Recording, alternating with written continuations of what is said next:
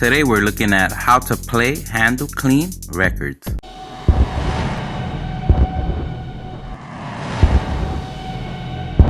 Eight-track? I said records. I mean in the last 10 years at least. Okay, we could work with this. So before we get started, let's talk about the machine that we're using.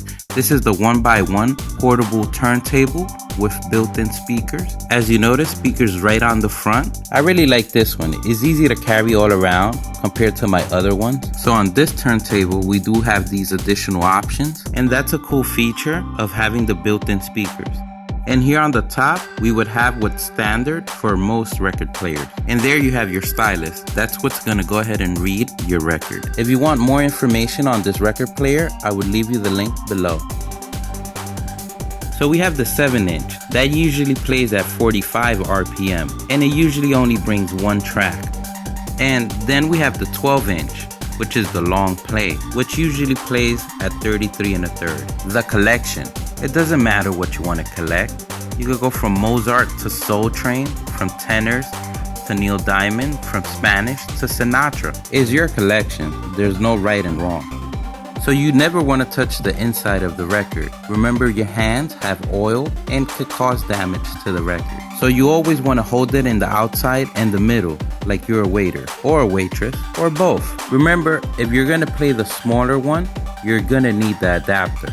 And always remember, the same way you hold them, the same way you have to put them in. You always want to follow the grooves of the records when cleaning, either when using a brush or using a microfiber cloth. And you always want to be gentle. The less pressure, the better. But let's say you're having one of those days and you need to do the super clean. There's the old school 1/3 alcohol, 2/3 water.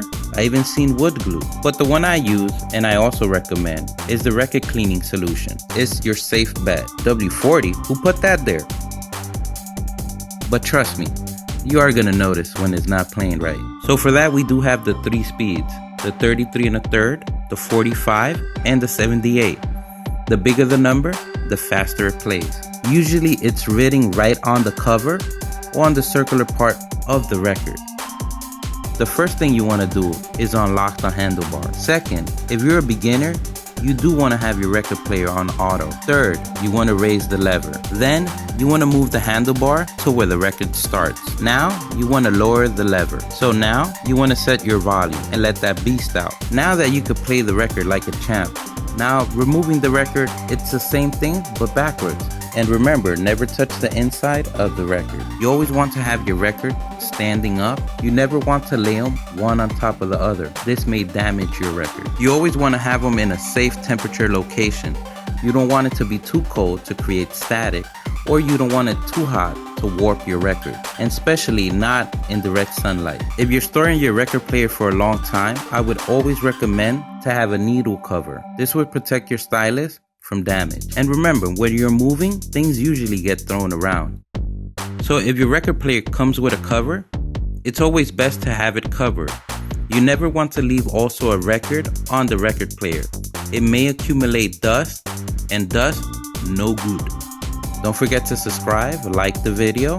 If you have any questions, leave them in the comments below. Follow us on social media. Thank you for watching.